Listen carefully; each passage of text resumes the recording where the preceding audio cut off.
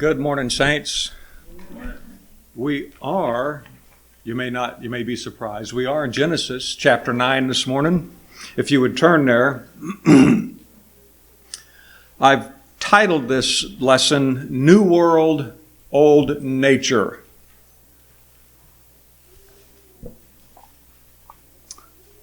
My presupposition that I hope to bring out in this lesson is that this new world that Noah inherited is just a type, a shadow of the new world that is yet to come.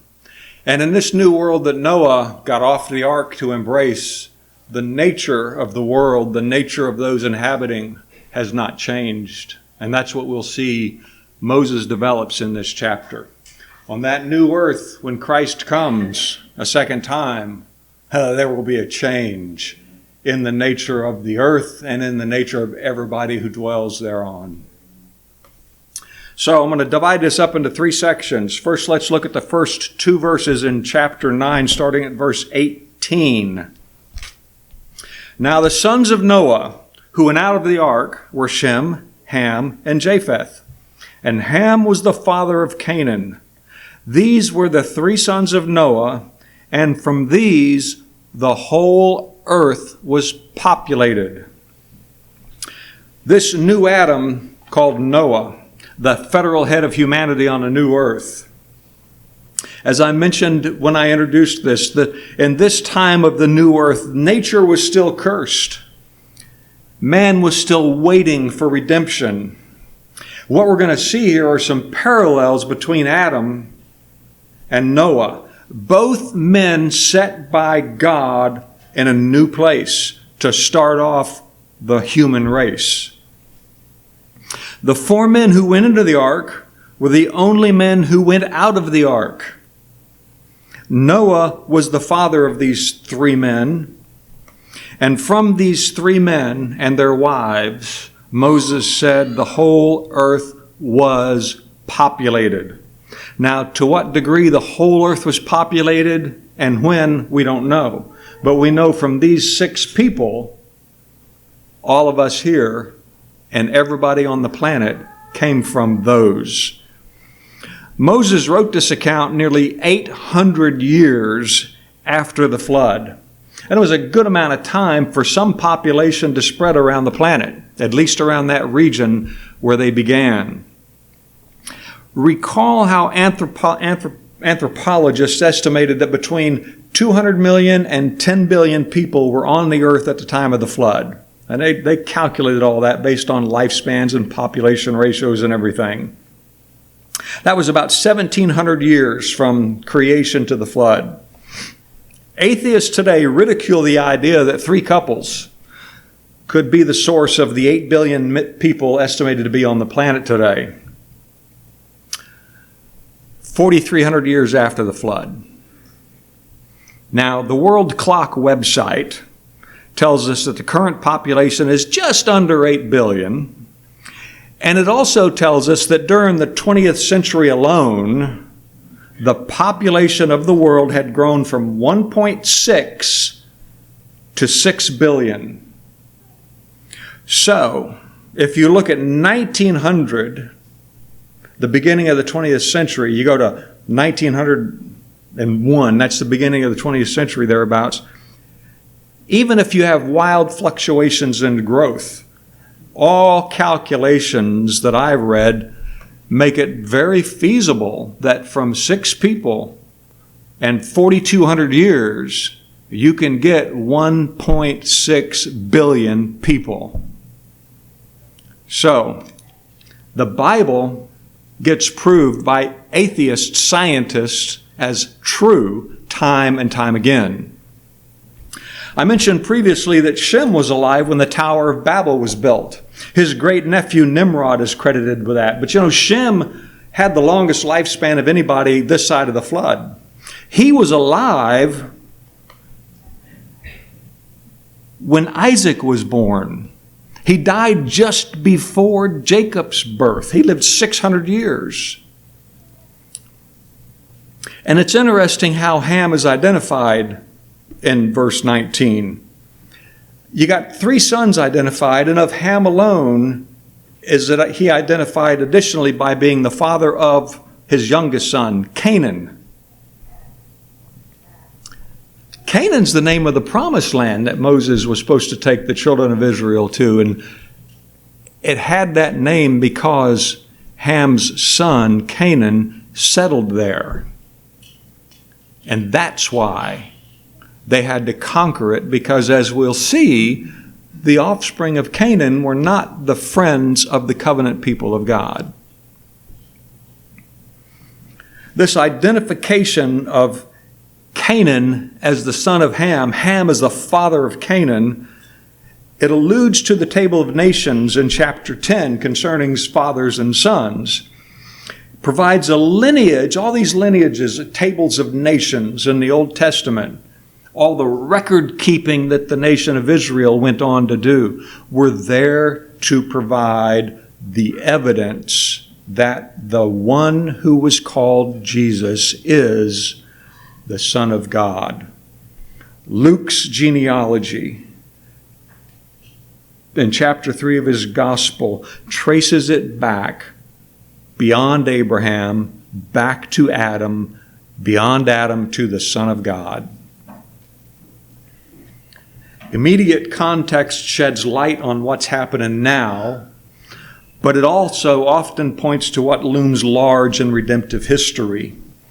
And one thing that struck me here is there's a pattern that emerged in Scripture. From one father, a son identified with a godly line, and from another, a son identified as the enemy of that line.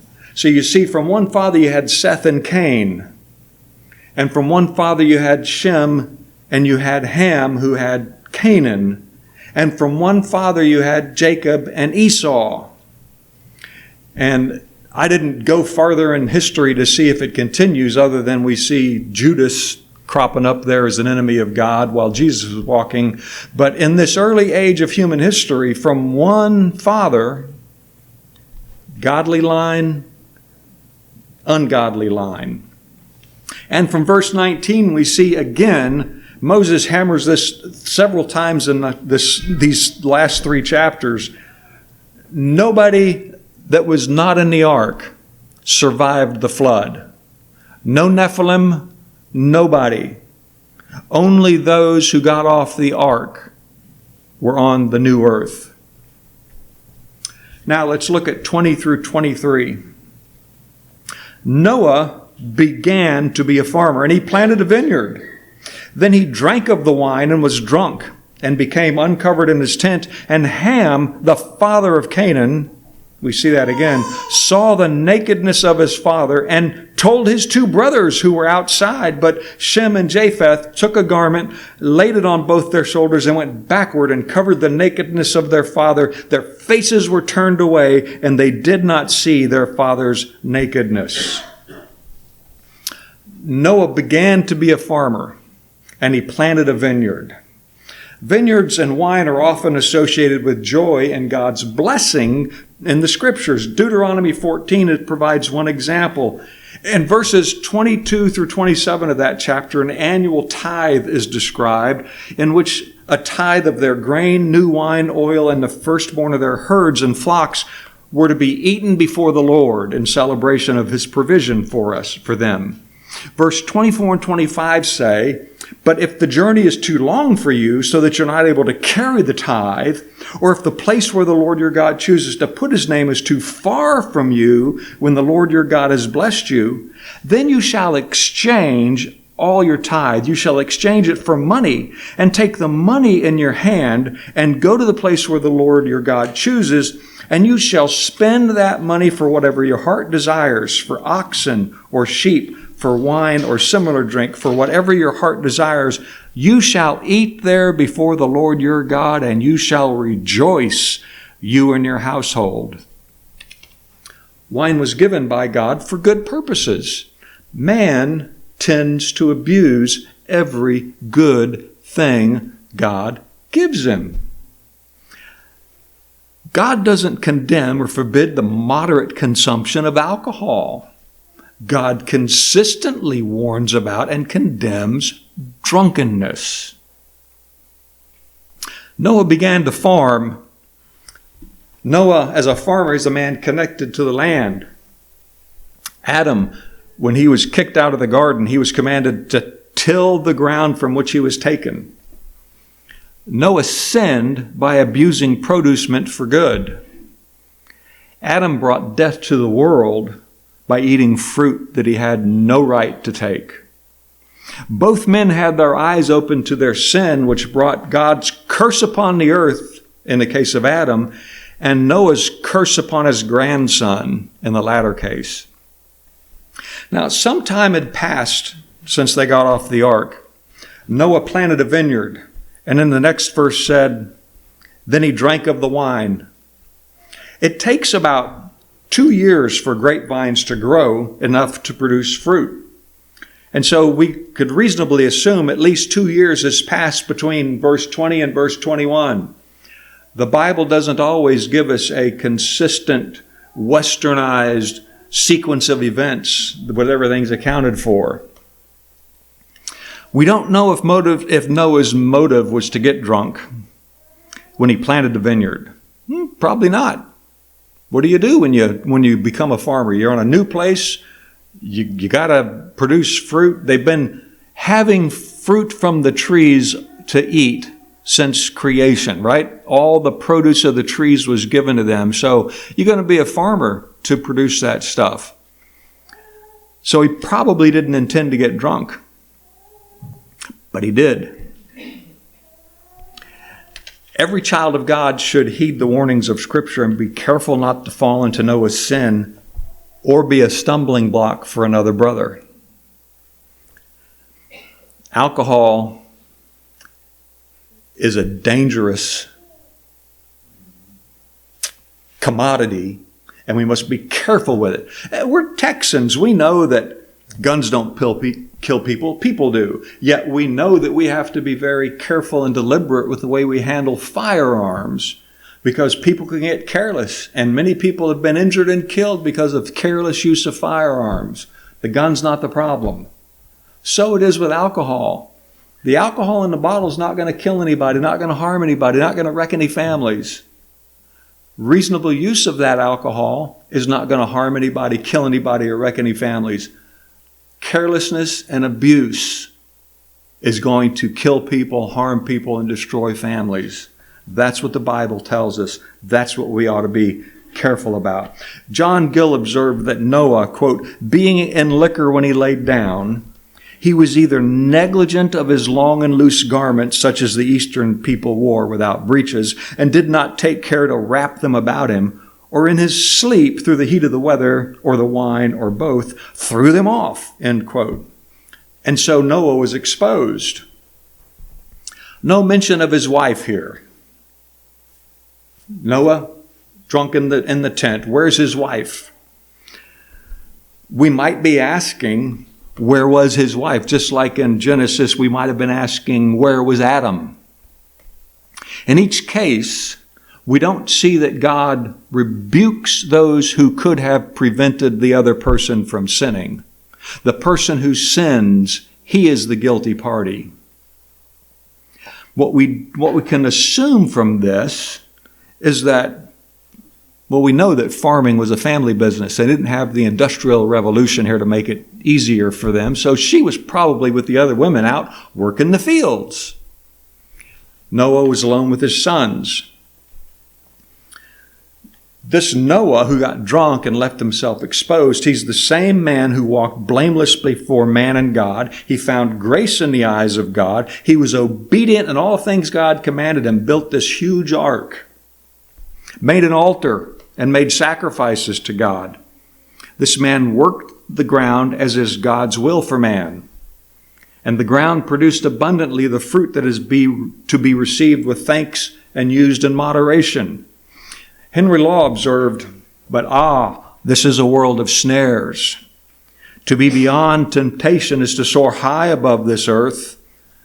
Beneath the flower, the viper lurks. The pathway is beside a precipice. The goblet may beguile. The use may exceed bounds. In the deep draught there is poison. Overmuch brings death. There is no mercy incapable of abuse. There is no privilege which may not be misused. The cheering wine may make a drunkard. Could it be so with Noah? Fact must be heard. The record cannot be erased. Noah drank of the wine. Who can blame this? God gave the wine as a legitimate support, but the misery is here. He drank of the wine and was drunken. Who will not sigh? Who can restrain the pitying tear? Alas, that such a sin should foully stain so great, so good a man. But it is so. His sun goes down behind this darksome cloud. This miserable blot pollutes the beauty of his name. This vile transgression soils his pure career. The day cannot be canceled. The deed cannot be recalled. Intoxication was incurred. Concealment cannot hide it. The sin was done. Noah, the glory of the ancient world, the first fruits unto God of the new world, is dishonored as the first drunkard. He drank of the wine and was drunken. End quote. Sin will always have consequences beyond the sinner. It affects people that are close to us. John Gill was convinced that Noah's downfall into drunkenness is in Scripture to warn us against intemperance and to show sinners the dangers of excess alcohol. He went on to say that, quote, though Noah was a perfect man, yet not as to be without sin, and that whereas he was a righteous man, he was not so by the righteousness of works, but by the righteousness of faith. You see, there's not a person who can stand before holy God and rest in his righteousness of his own deeds. For in the best man, as was Noah an example of, sin easily entangles the feet of those who have Christ in their midst. Noah, this first drunkard, it was of this man we read, Hebrews 11:7, by faith Noah, being divinely warned of things not yet seen. We sang from Hebrews 1 earlier, faith is the substance of things not seen. Noah, being divinely warned of things not yet seen, moved with godly fear, he prepared an ark for the saving of his household, by which he condemned the world and became the heir of righteousness, which is according to faith. In 2 Peter 2:5, Noah is termed a preacher of righteousness. The Bible doesn't record in chapter 6 of Genesis when the ark is being built, that 100 years or however long. The Bible doesn't record what did Noah say to his neighbors. Peter says he was a preacher of righteousness, not by just what he did. He must have talked to those folks that were working for him, that were asking questions about him, and he was a preacher of righteousness. This is the man who teaches us to be thankful for God's provision, to worship God, and to discipline ourselves unto godliness. Even as he stumbled, Noah yet instructs us. Let's move on to see how Noah's children react to his sin. Ron Crisp reminds us that these ancient folks were extremely modest and private. He says, modesty is a virtue and should be instilled into children. Ham's sin was that of a lack of respect and propriety. Rather than honor his father, he gazed with satisfaction and even told others of his father's disgrace. Perhaps he had resented his father's godliness and was delighted at this fall. Contrast, if you will, the behavior of Ham with that of his other two brothers. End quote. The text says that Ham, the father of Canaan, saw the nakedness of his father and told his two brothers outside. So he saw his father there in a state of drunkenness, exposed, and he ran outside and told his brothers, hey, look what happened to Dad. His sons, Ham's sons, probably heard about it over dinner that evening. But Shem and Japheth apparently said nothing. They did take pains to hide their father's shame from their eyes, demonstrating respect and honor for Noah, even in his sins. God would say through Moses, and Paul referred to this in Ephesians, that children ought to honor their mother and father. Ham did not do so. Shem and Japheth did honor their father. One commentator observed, our great problem today is we have almost no sense of identification of the attitudes or actions of Noah's two godly sons, Shem and Japheth. We feel no shame and no shock at the report of Noah inside his tent. And the reason is the real shock of the passage. We are part of a society that senses no shame and no shock at moral and sexual indecency. End quote. You think about this new family on a new earth. The head of the family, close with God, obedient to God, honoring God, falls into sin. They don't have a society. They've been a year on the ark. They don't have a society provide any societal norms. They're establishing those. A third of the new society kind of looks like where we live. No shame. Delights in shame to a large degree. How do we, as Shem's offspring, how do we walk in the midst of this crooked and perverse generation? Do we guard our hearts against the open pipes that come into our house over the airwaves and through Al Gore's internet? Are we studious to guard our minds against the half-truths and blasphemous lies that some people who stand before and herald the Word of God preach on the television? We have a responsibility, just like these two sons did, to be mindful of God's standard of morality as we live in a world that is wrecked by sin. And again, in this second set of verses here, Ham is identified as the father of Canaan. It's as if Moses wants us to get that.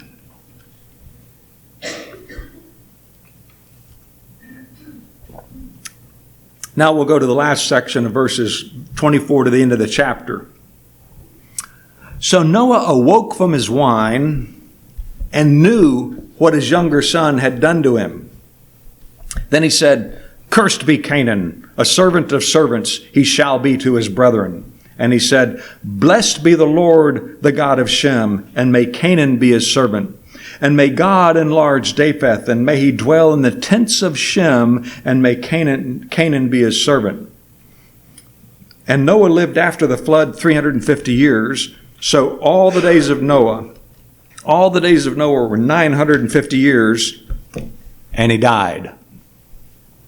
Of all the things we know about Noah, what he did in his last 350 years is unknown to us.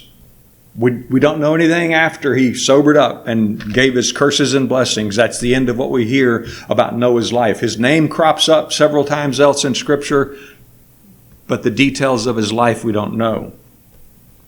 What Noah did just prior to and up to the flood is what he's remembered for in Scripture. Noah first gets mentioned in the Bible in chapter 5 in his genealogy where his birth is recorded. He's identified as Lamech's son, who was 500 years old when he had his sons, Noah being one of them. We know nothing about Noah's childhood. He appears on the scene 500 years into his life. That's when Noah had his three sons. What did he do the first 500 years? He was born, and then he was 500 years old. The Bible doesn't tell us. What the Bible tells us is that Noah walked with God, did this outrageous thing. He and his family were saved from a catastrophe that consumed the whole earth, and that he worshiped God at the end of his life. And he fell into sin. This tells me that what God wants us to focus on is what he's revealed to us.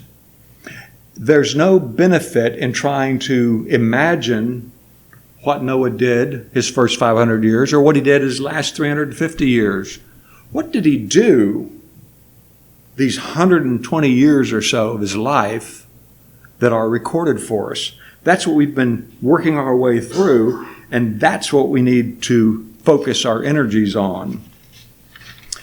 What he said here is what we need to look at, because these are the last things that we know that Noah said. Verse 25, he said, "Cursed be Canaan, a servant of servants he shall be to his brethren." This verse has been the source of much confusion and hatred over the years, as some have erroneously referred to this verse as the curse of Ham, and many have erroneously taught that the Hebrew word behind Ham means black. The Hebrew word is, in English, C-H-A-M, and it's pronounced ham. I'm not a Hebrew guy, so ham, I don't know. But it means hot, like somebody from the tropics. It means son of Noah specifically, and it means descendants of a country. And it was the son of Ham that was cursed by Noah, not God. It was the son of Ham that was cursed, not Ham himself.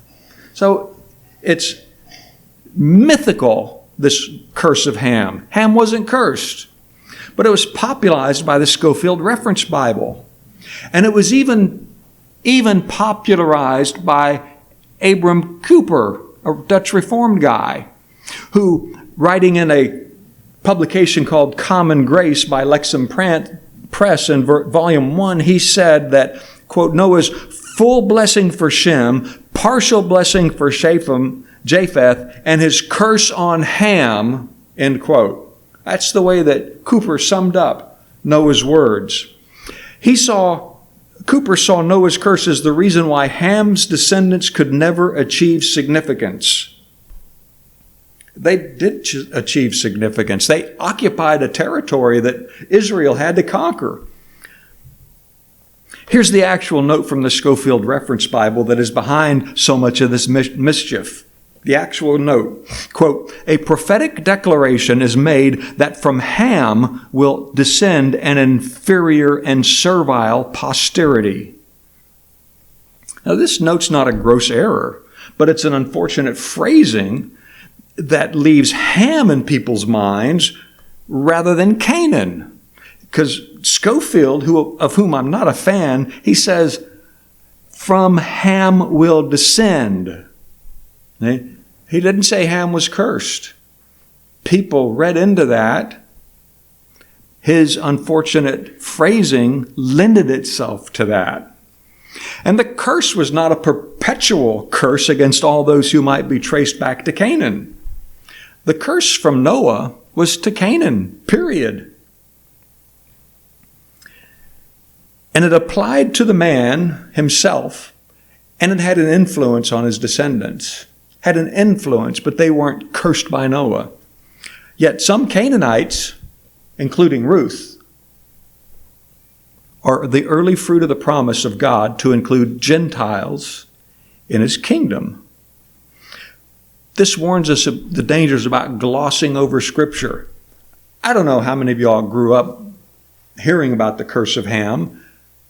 Do you see it when you read over Scripture if you don't pay close attention to it? So the advice from Scripture is to pay attention to what God actually wrote and don't take for granted what man puts in the study notes. So why was Canaan cursed and not Ham? That's the question, is it not? Canaan was to become the father of a large tribe called the Canaanites, and they occupied the land of Canaan. God promised that to Abram and his descendants, the Israelites. The Canaanites developed an idolatrous religion based on gross sexual perversion. I won't go into details, but if you look at Ham's actions and you see the curse on Canaan and why this curse was given, it appears as though the people of Canaan, generations later, their society was built around sexual perversion. You could almost say that we've got a subculture in our society, it's not so sub anymore, that is built around the same thing. People celebrate what a generation or two ago people wouldn't speak of. The covenant people of God were told not to take wives from the Canaanites. In Genesis 24, Abram is old and feeble, and he says to his servant, makes him put his hand under his thigh and swear to God that he would not go find a wife for Isaac in Canaan, but go back to Hebron where my people are and take a wife from there. And if you can't find one, come back empty-handed, but don't bring back a woman from Canaan. This prohibition is repeated through chapter 28 of Genesis. And once Israel is formed as a nation, we find this in Leviticus 18, 1 through 3. The Lord spoke to Moses, saying, "Speak to the children of Israel and say to them, I am the Lord your God. According to the doings of the lands of Egypt where you dwelt, you shall not do, and according to the doings of the land in Canaan where I am bringing you, you shall not do, nor shall you walk in their ordinances." So we know this because God told them several times, don't do like those pagan nations and don't take wives from them. And what did the Israelites do? And what was the downfall of Solomon? Taking foreign wives that dragged him off from devotion to God. Ron Crisp observed that the last of the Canaanites seems to have been destroyed in 146 BC when Rome attacked the Phoenician city of Carthage. Even the Romans were shocked by the ungodliness of Carthage. That's Canaan's legacy. His father set the standard, I guess you might say, set the course. Canaan was cursed. The mind that's not captivated by God, that's not captivated by grace, that mind will be vulnerable to being captivated by sin in any form. And such people will end up being a high standard of ungodliness that will shock even moral reprobates. So that's Canaan. Noah goes on to bless the God of Shem. And it's interesting here that he doesn't bless Shem directly, but he blesses God, the God of Shem. Blessed be the Lord, the God of Shem. Shem represents the godly line, just like Seth did. He blessed Japheth, said, may God enlarge Japheth and may he dwell in the tents of Shem. And Japheth's blessing is dependent on him staying in close proximity to Shem. May God enlarge Japheth and may he dwell in the tents of Shem. Those people that are close to God, but they're not the godly line, they're better off if they stay close to the covenant people of God. This is why you have kids, you have little kids, grown kids, spouses that aren't in Christ. They're better off being in your household, coming to the gathering place of the saints of God, than if they're just left to the world. Kindness of God. He shows off Shem. That's his man in his family. And then he provides for Japheth, blessing, be close to your brother. And then we read that Noah lived after the flood 350 years. So all the days of Noah were 950 years. 950 years. Not many people in the Bible lived longer than 950 years. A few did. One of the oldest people, and then he died. It's the end of Noah. Put a fork in it. Noah was a mere man. A man shown favor by God for a season, yet only a man. He died in relative obscurity. He was delivered to the new earth, but sin was there with him. It's kind of like later on, we see that when Abram and Lot, they prosper so much, they go their separate ways. God sends fire and brimstone and destroys the wicked city. It's almost as if they're populated by Canaanites. Sexual perversion in Sodom was wretched. God's going to wipe them out. The angel has to drag Lot and his people out. Lot's wife turns around and looks, bad choice. Lot and his daughters run away from Zoar, and they don't go to Uncle Abraham and the covenant people of God. They go to the other side of the valley and find a cave, and Lot's sin went in with him. His sin and his daughter's sin. You can't run away from the sin that so easily entangles you. The sin was there on the new earth. The earth was still under a curse, and sin was ever lurking in and around the people. The Ark of Noah provided temporal safety for a small percentage of the animals and men on earth. Only those critters, aside from the fish of the sea, but the birds and the creatures of the land, none but were on the ark survived the flood. Just like none of the men, none of mankind, except for those 8 people went on the ark, 8 people came off the ark. Those were the only people that survived and entered the new earth. The record of Noah is historical fact. Some people write it off as mythology. They say that, well, the flood of Noah shows up in all kinds of pagan literature. Well, sure it does. They have a source for their stories. What God said is historical fact. We don't follow myths.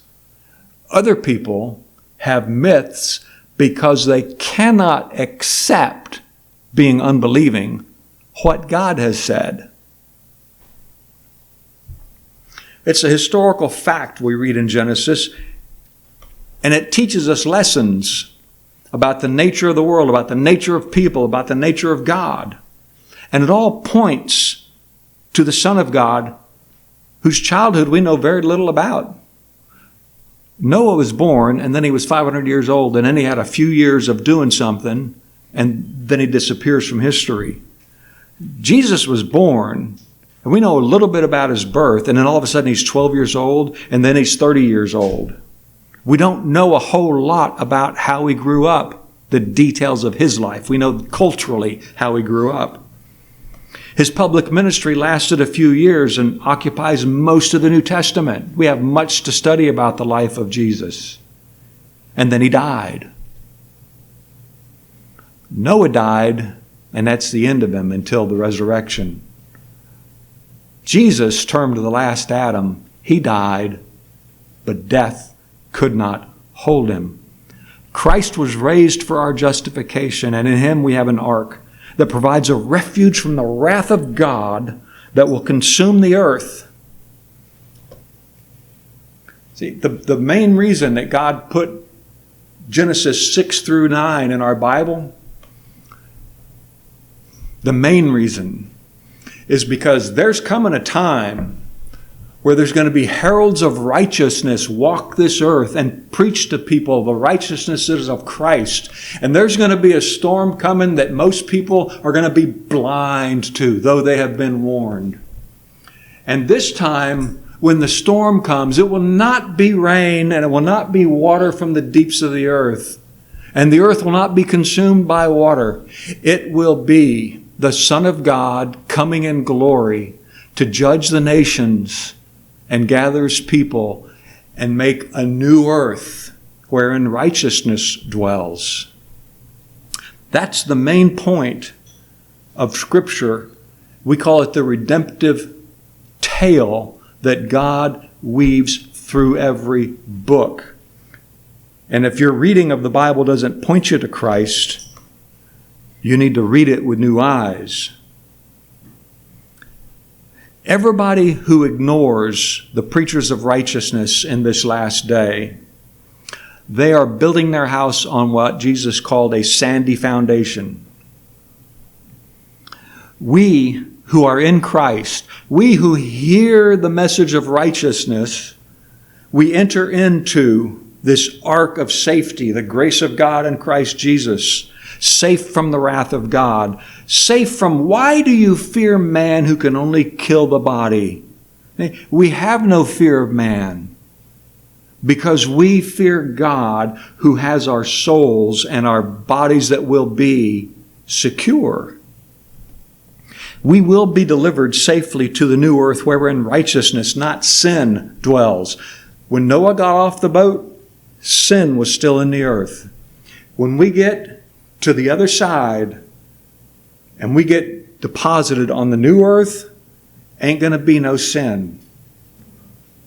Ain't going to be no aging, no decay, no sickness, no sorrow.